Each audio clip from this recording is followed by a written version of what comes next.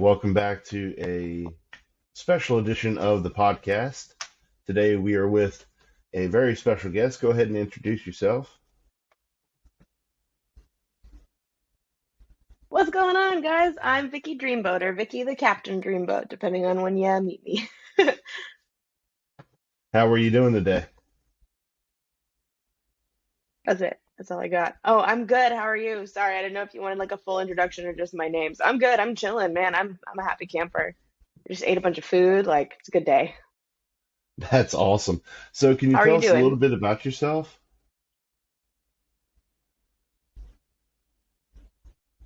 Yeah, sure. I am a professional wrestler. I live in Jacksonville, Florida. My fiance owns an improv comedy club, so I pretend like I own it too. Work there, perform there. And then, my shoot job, my main job rather, is as a boat captain. So I came up in Alaska as a boat captain. So I live the gimmick. So not just a boat captain as a wrestler, but also in real life. Very cool. So, how did you become a professional wrestler, and who was your inspiration? That's a good question.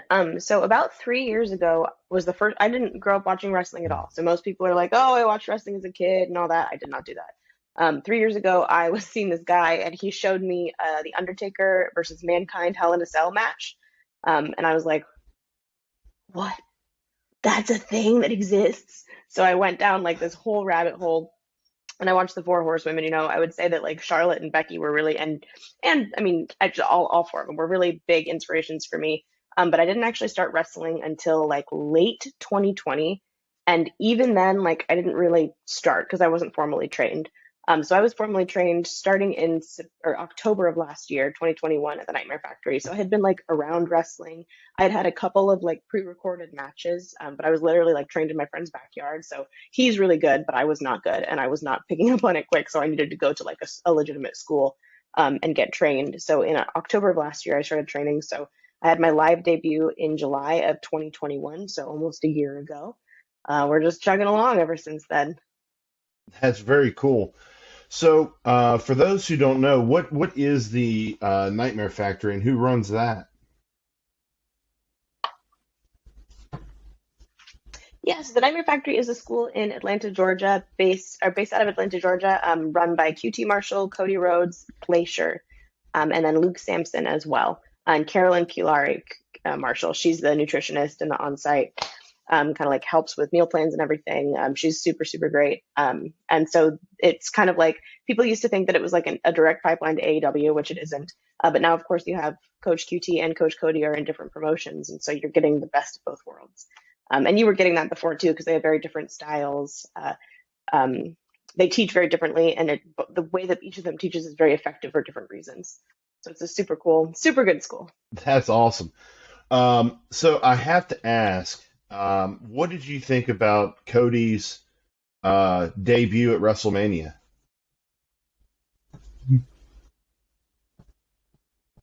I thought it was phenomenal. I thought it was incredible.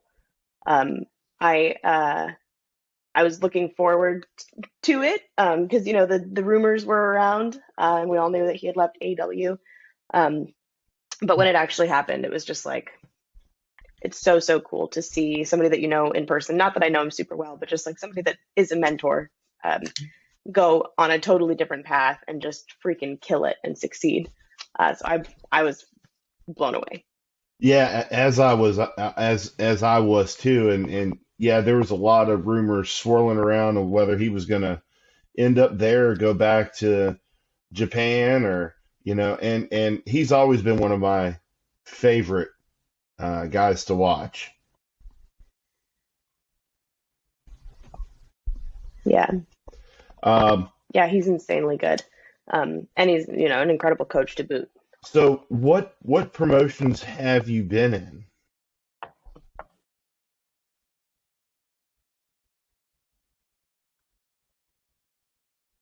Sorry, what was the What question? You're frozen up. what promotions have you been in?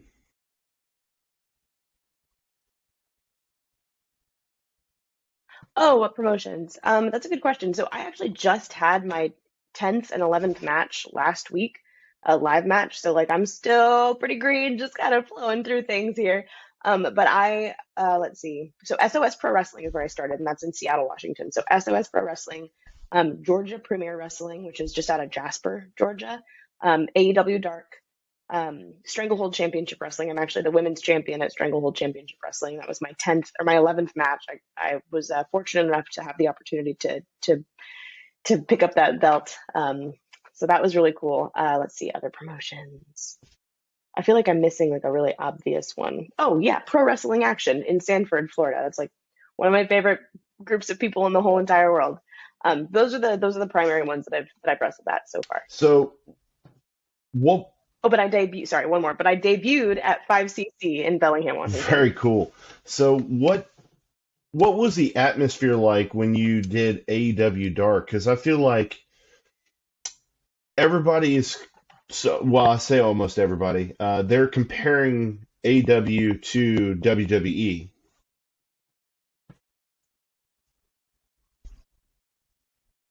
Sure. I mean, I had a great time. I was fortunate to know a lot of people there just from the school, or from the wrestling world in general. And if I didn't know people, like, the girls' locker room for the female extras is very small. So you get to know everybody really quick. And most of us knew each other or knew of each other, which was cool. So I had a great time. It was a very positive atmosphere, really, really cool place to work. And I would love to hopefully go back at some point. That's awesome. So I know you're still pretty green when it comes down to the wrestling aspect of things, but do you have a favorite match thus far?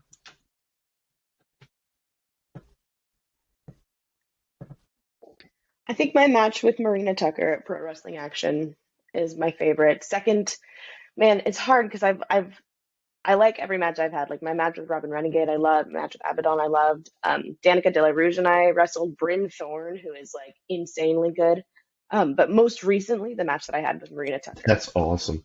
would probably be my So favorite. before you started training to be a wrestler, um, what was your background going into that?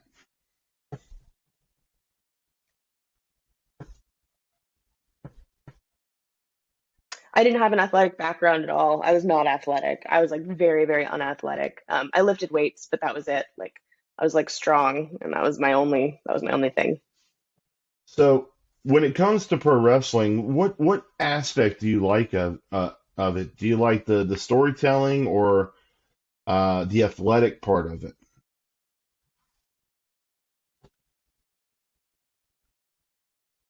I like both. I like both equally, but in different ways and for different reasons. I grew up performing, so I've been a storyteller and a performer my whole life. Like that's the only time, really, truly, the only time that I feel comfortable is when I'm in front of an audience. Anything else is like I'm very, very socially awkward. Like not like terribly, like I can be personable or whatever, but I've come to life when I'm in front of a crowd. So I like that aspect of wrestling, and I would say that the athletic part is just fun. Like the more athletic that I've become, and the stronger that I get, and the faster that I get, and the more dynamic movements I have, the more exciting it is to challenge myself to do new things, like things that I didn't think I was capable of because I hadn't been athletic up until this, past 2 years or whatever. So I would say both, but for different reasons. That's awesome. So as far as your move set, or would you consider yourself kind of like a high flyer, or um, you know, you have the brawlers and things like that?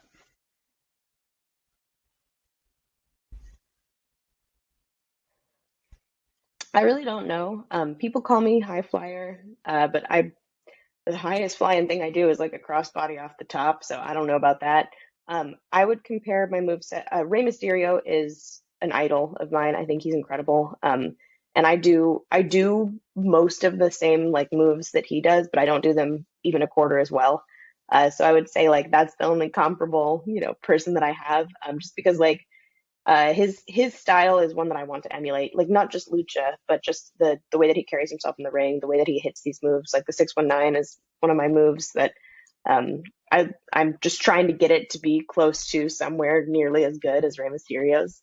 But in terms of like, I'm not a submission specialist, like I'm not a brawler, I'm not a grappler. I don't really know. I'm like kind of I'm kind of finding my way there, and I think more like I do a little So bit of it's kind of everything. like a hodgepodge, so to speak, of different styles. So that's Yeah, yeah, an that's great. amalgamation is your word. And I think the variety makes it more interesting versus just having one set of, whether you're a high flyer, a grappler, a brawler. I think that works well.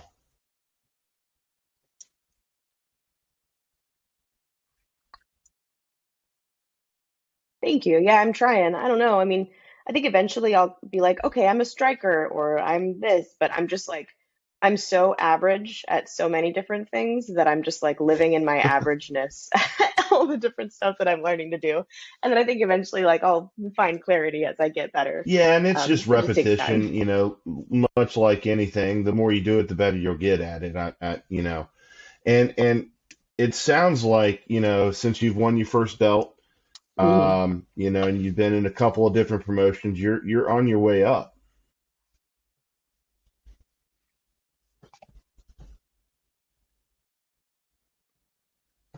I hope so. Yeah, I mean, only time will tell, and like, it's still so early. I have so much to learn, and I will forever, probably. But I'm definitely grateful for the opportunities that I've had, and I'm looking forward to seeing what the future Yeah, holds. definitely. And when it comes down to pro wrestling, I think, and this is just myself personally, I think the indie scene has exploded, and you're seeing a lot of great talent end up places like AEW, which it seems like that they, even though they're a larger promotion, they tend to want to promote the indie wrestler, which is great because it gets them more exposure.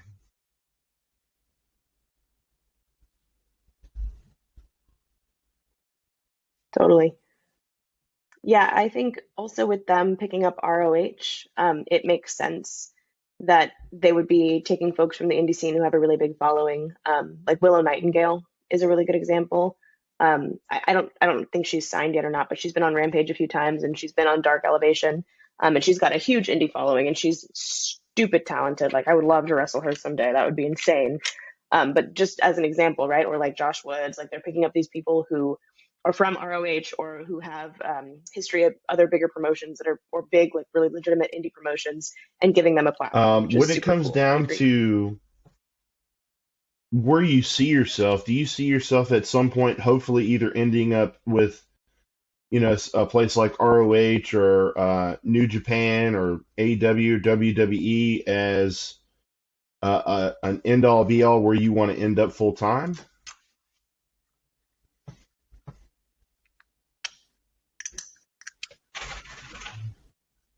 I would like to land somewhere. I'm not at this point. I'm not picky about it because I think it's just such a so far off in the distance. NXT would be super cool. WWE would be insane. AEW would be insane and awesome. Impact would be really fun. There's a bunch of women in Impact that I'm like, oh my god, I want to wrestle her so bad. So I'm really not picky. I think every major promotion right now has their benefits and like the things that they're doing really well and the things that are appealing. But I would just want to go somewhere where I feel like I fit in and where like I can be completely authentically living in my like presenting my gimmick and my character the way that I want to be.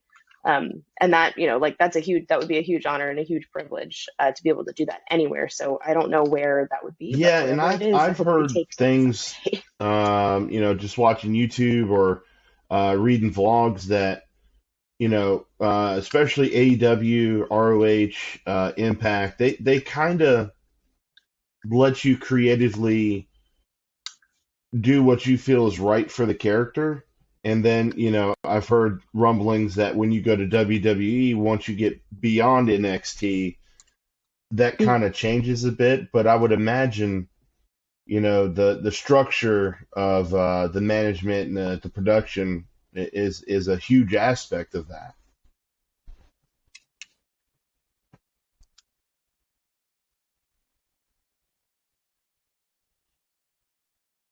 Probably, yeah. I mean, I know as much as you do, maybe less because I don't consume a lot of wrestling media. I kind of like to talk to people that I know that are in these promotions. And I've heard mixed things about about what you're saying, right? Like some people say that's true, some people don't. So that's honestly that's one of those like only time will tell things. Yeah, There's no way yeah, to and know until and you know, you know. it's almost like you don't always believe what you hear. You got to experience it for yourself. Situation. So Right. Yeah. yeah, yeah, and Yeah, I don't exactly. blame That's you why I'm there. I not counting mean, anything out. everybody's experience is a little bit different. Everybody's perspective is different too.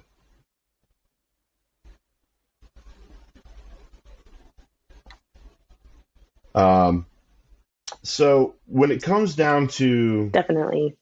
wrestlers of the past, wrestlers of the present, do you have like a Mount Rushmore of the uh, wrestlers of the past? And being in some of the promotions, do you see anyone that kind of stands out that might be an up and comer or that's going to be the next big thing?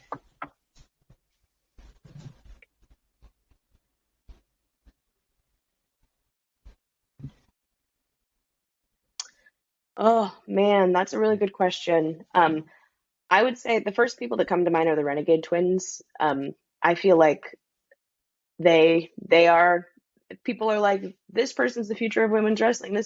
I think it's them. Honestly, I really do. So I would say them, Shalonce Royal, Marina Tucker. I mean, these girls that I've wrestled who I know, but so I'm biased, but also it's just like they are so freaking talented. Bryn Thorne, just like Rebel Kell, a lot of these girls are just insanely, insanely good. And they're like, like they have small indie followings, but they're not signed anywhere. And it wouldn't surprise me if in the next year or so, every single one of those names is signed. They should be, in my opinion. Uh, in terms of like my Mount Rushmore of older wrestlers, um, like wrestlers that aren't active anymore, I don't know what the qualifier is, but the first people that come to mind for me are Mick Foley, The Rock, Steve Austin, HBK, um, Rey Mysterio. I'm sure I'm forgetting like some obvious ones. Kurt Angle. I mean, just like these insanely, insanely talented wrestlers. For me, like whatever, all good wrestling is based off of, right? The Undertaker. I mean, just unparalleled, truly, in their ability and their talent and what they brought to wrestling.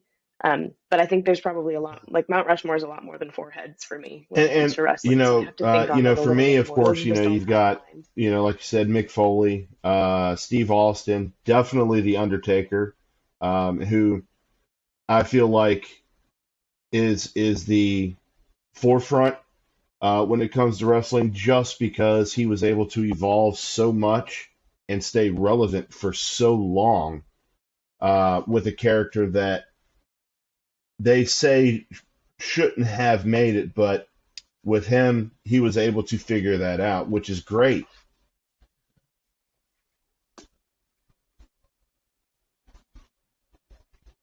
And I also feel like Totally. during Yeah. that, Yeah, I'm very, very character driven. As you may or may not know, what I lack in like experience and wrestling ability or ability to wrestle at all, I make up for in like real dedication to the character. And I think that's one of the biggest things for me with Undertaker and with Mick Foley. I mean, not that they didn't have wrestling, because of course, obviously they did. They're freaking legends. But just the fact that like that commitment to character was so much top of mind for them, that carried them through their careers, and like people didn't think Dude Love was going to be anything, right? People didn't think that Mankind was going to be anything. And then Mick Foley was able to pull right? off Yeah, all exactly. three And if of you his look at, characters, and everybody loved during him the for it. Attitude Era, especially the way wrestlers looked, of course, he didn't fit the mold, but he was very entertaining, yet being very physical, which, it at that time, it helped him stand out. And then, of course, the most well-known match was the Hell in the Cell match.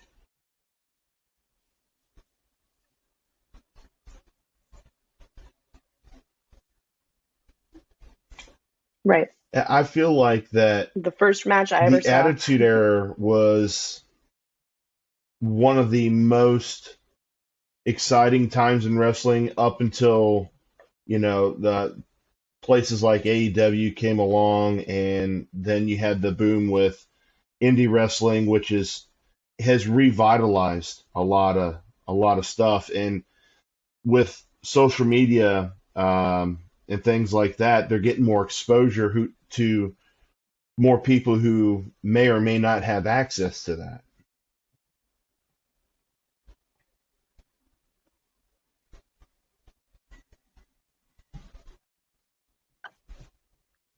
Definitely, definitely.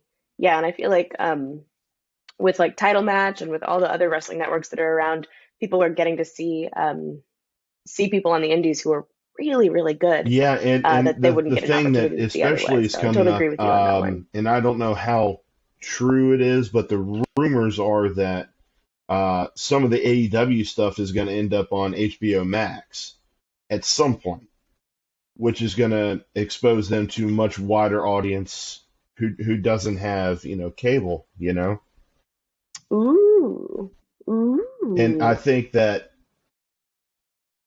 yeah, yeah, and it's just that'd be cool. rumblings. I'd be I super don't down with that. I know haven't heard how anything about true that, they but are, but that would be amazing because, you've got some of the WWE stuff on Peacock. If they were to get that, I think that that would expose a lot more, and that would be maybe like a turning of the tide, so to speak, to where a lot of the bigger promotions like Impact, New Japan, a lot of those might start ending up on streaming services.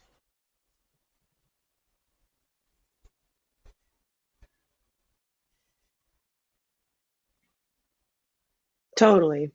Yeah, that would be great too. Making wrestling more accessible, I think, is a very good thing. 'Cause we're not reaching the broad audiences that we could be because of the barrier to entry. Like, even though it's $5 a month or whatever, some people just aren't going to pay for it, and some people don't have. I don't have TV at all. I don't have any kind of TV. I just have streaming services and then apps, that I use. Like I have the TNT TBS app, so I can watch AEW, but I required like Yeah, and I had to use think somebody that else's cable to with the log way into it. things are going, even though AEW is still kind of young, I think they've revitalized, so to speak, like the WCW WWE wars where they're competing, but kind of on a different level because I like the way they do the stories. Monday I Night like the Wars, way they yeah. do the wrestling. It's more of what you would have saw back in the late '70s, early '80s.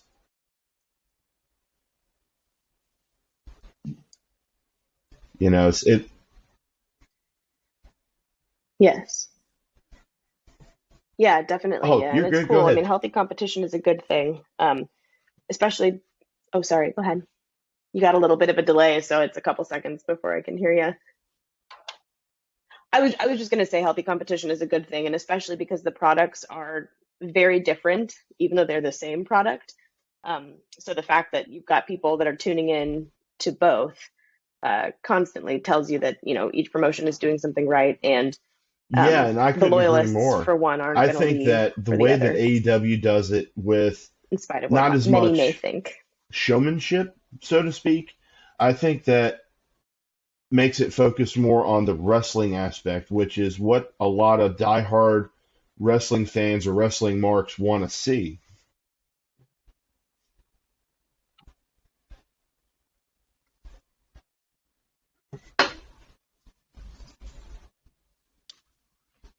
Yeah, yeah, definitely. It does feel like and not by the quality of the wrestling at all, because the quality of the wrestling is incredible, but it feels more like an indie show, like the atmosphere, right? Like people have the permission to act the way they would or to support the way they would. Whoops, I'm breaking stuff.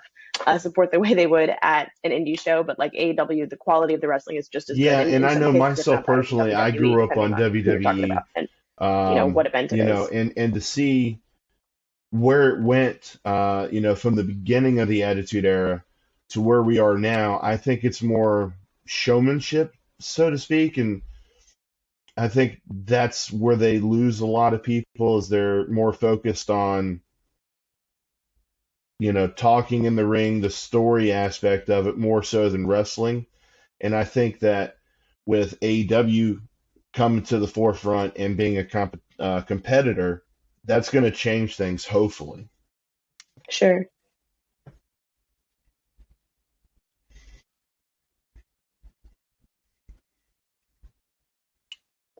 Yeah. Yeah, I think it already has. I mean, I think Cody going over there already made a big change because a lot of people who were his fans followed him back to WWE too. Not to say they don't also watch AEW, but I think it's more about the people, right? It's like who you have Yeah, in and there when it and comes to what kind of him audience they jumping draw, over, and then what kind of story there they're were a tell lot of too. people So making a huge big makes deal sense. out of the reasons he left. But, it's one of those things where you got to go where it's best for you.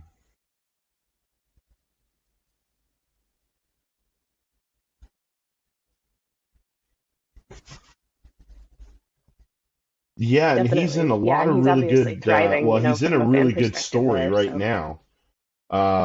And I was a huge fan of Dusty's also. I mean,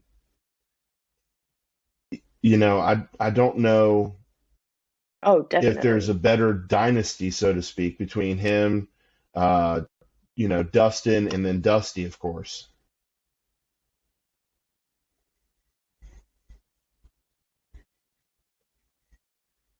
And Dustin, yeah. Yeah, definitely. I mean, there's a lot of legends in Yeah, I wrestling, but was, a lot of people Cody were and kind of Dustin are upset both when making their Dustin own left legacies too, WWE, but for I sure. thought that was great for him because the handcuffs were off, so to speak, so he could explore just being himself.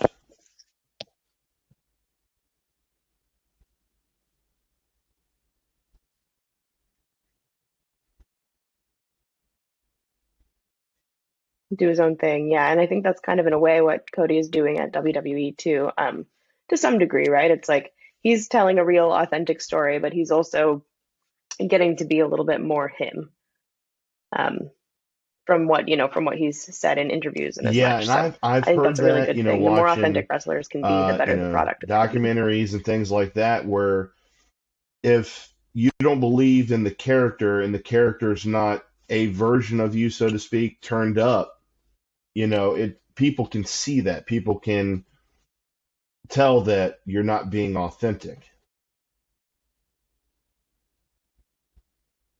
Right.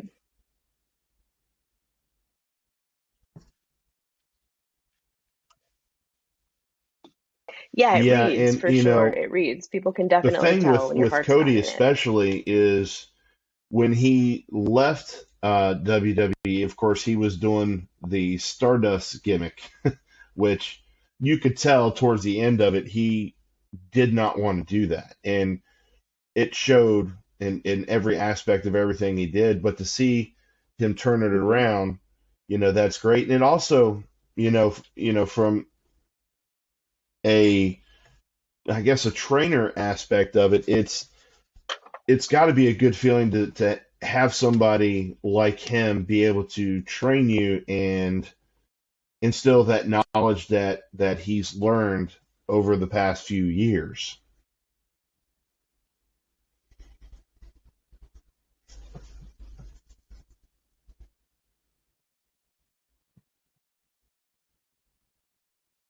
Oh, I'm sorry. Yeah, You it's broke got to up be a there. good feeling I heard instill to that be knowledge, and then trained it by totally somebody went dead. who Can you repeat your went question? from, I wouldn't say the worst gimmick, but went from a really, really bad gimmick to where he's at now and instill some of that knowledge of, be yourself, and do what feels right, so to speak.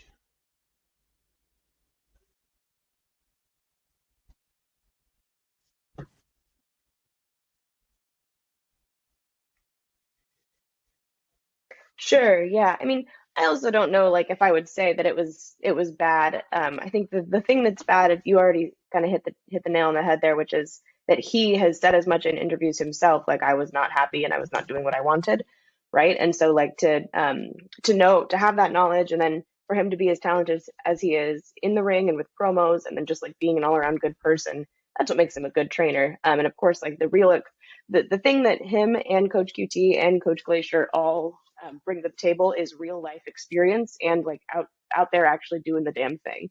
And so any level of experience, good, bad, right or wrong, anything that happened, like they share stories and they imbue that experience unto you as a student, and then they trust you to take the lessons from the stories that they share or what they've been through and to apply them to your own career and to either not make the same mistakes, or if you do make the same mistakes, make them with more grace or make Right. them in a different way, Yeah, or and I couldn't understand that agree that might more. happen and know how to handle it, kind of thing. So when it comes down to the travel aspect of it, are you on the road quite a bit, or are you just wrestling in the general area you're at, or does it depend on what promotion you're wrestling for?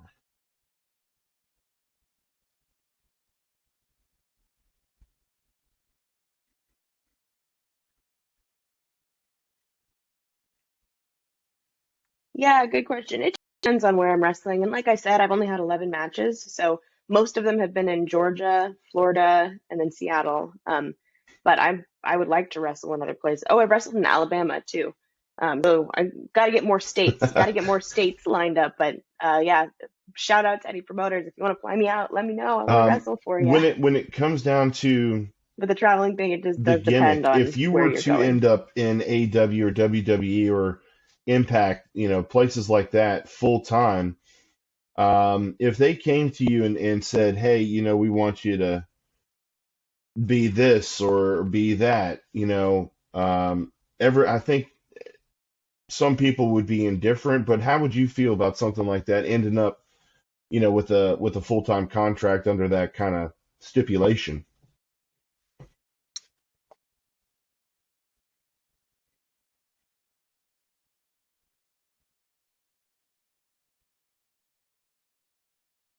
I probably wouldn't sign a contract that would lead me to be inauthentic, because wrestling is very, very important to me. And uh, doing it the way that I think it should be done based on what I've learned from my coaches is very important to me. So if the terms of a contract were you don't get to be Vicky Dreamboat anymore, I would probably say thank you, and I'll keep grinding on the indies until I find somebody who wants me exactly as I am, like, or better at wrestling. But I'm pretty attached to the name, and I'm pretty attached to. It doesn't have to be a boat captain gimmick all the time, but I think it's kind of like I would like to have the Britt Baker effect, which is like this is what I do when I'm not wrestling. You know what I mean? Um, and I think that that's actually a lot more relatable, especially for female fans of wrestling who are like, oh, like you can have a family and you can have a career and you can be a wrestler, right? Like the Becky Lynch thing. I mean, and Ronda Rousey, right? They're both mothers and they had careers before wrestling. They had other things that they did, and now they're like moms and they wrestle. And seeing that kind of thing, getting to live that life is really special. So I think I would take authenticity, and doing the thing the way I want to do it. And unfortunately for me, that might just mean being broke for a long time until So, something you comes touched along, or until on I kind of like on carve out my own Becky little niche Lynch in the and Ronda wrestling world. Rousey. What do you I'm think figuring it out. We'll of see. the women's revolution, so to speak, the women's wrestling, the way it's progressed over the past 10 years or so, being in the mix?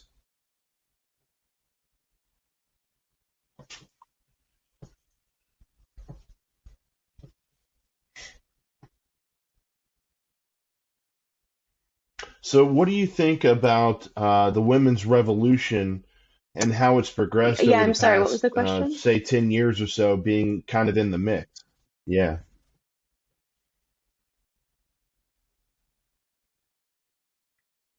What do I think about it? Okay. Okay, I see what you mean. Yeah, I mean, again, like I didn't start watching wrestling until 3 years ago, so I had a lot of catching up to do. When I first started. I think that looking back at the era of women's wrestling just being like about puppies, right? Um, and then moving forward from that is very cool. I think that when it was all divas, there were some like AJ Lee, incredibly talented wrestler, very skilled. Paige, incredibly talented wrestler, very skilled. And I think that they didn't get their fair shake, because so much of women's wrestling is like, you know, about what women look like and not what they can do and not their characters. And so seeing like women who had very strong characters early on getting to succeed now, or seeing women who maybe didn't get to Looking shine the back way that they could at have, some like of the getting to shine now is very cool. So I'm female on board wrestlers with the women's who, revolution. of course, are not active, whether it be WWE, back in the, I don't know if you've seen some of the WCW stuff, or, just veterans of the business. Is there anybody that stands out that you would see as kind of like an inspiration, whether it be for what was the last part that you caught? You were saying uh, something about women's wrestling, somebody who's active or not active. Yeah, so when it goes back to women wrestlers, whether it be, of course, WWE, New Japan, Impact, any of those, are there any female wrestlers that are not currently active that you draw inspiration from, whether it be the storytelling or, the wrestling aspect of it, the move set?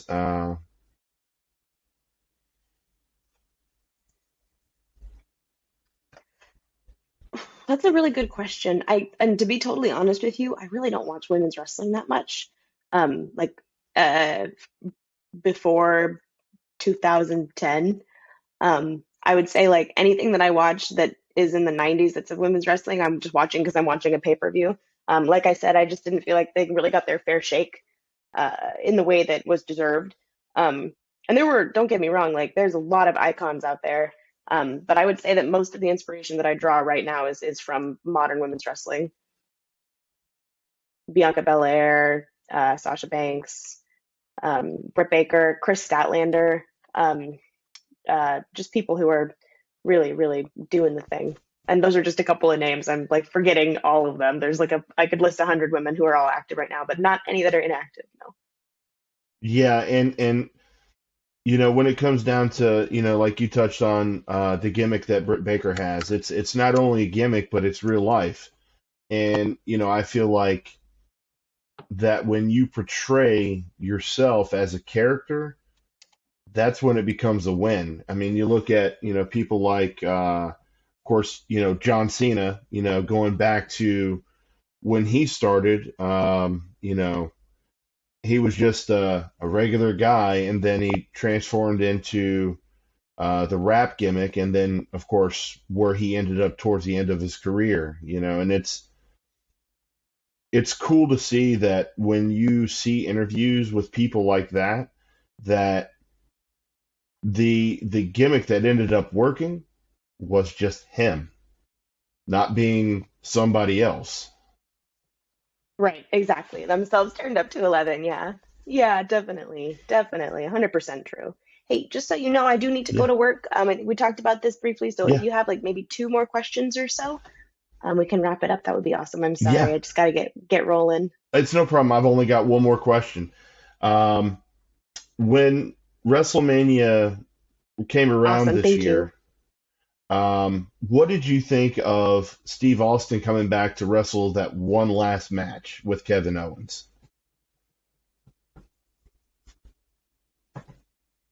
I loved it. I loved it.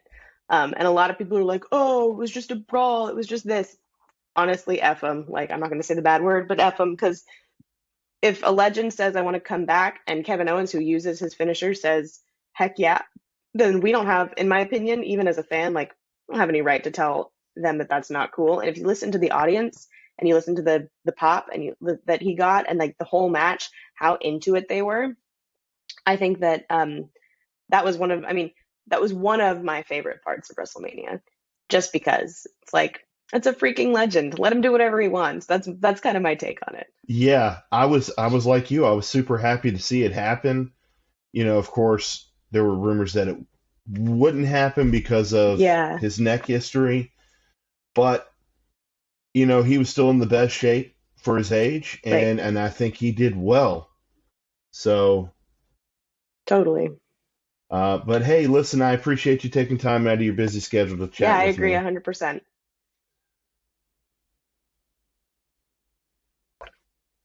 Yeah, thank you so much for having me on. I really appreciate it. I hope that Absolutely. y'all have a good one. And I'll promote this all when it airs. People can follow me on Instagram, Twitter, Facebook, TikTok. Don't post there very often, and subscribe to my Patreon. Stay in touch. All right. You too. Have a great day. Don't work too hard. Awesome. Well, thank you so much. Have a great You day. too.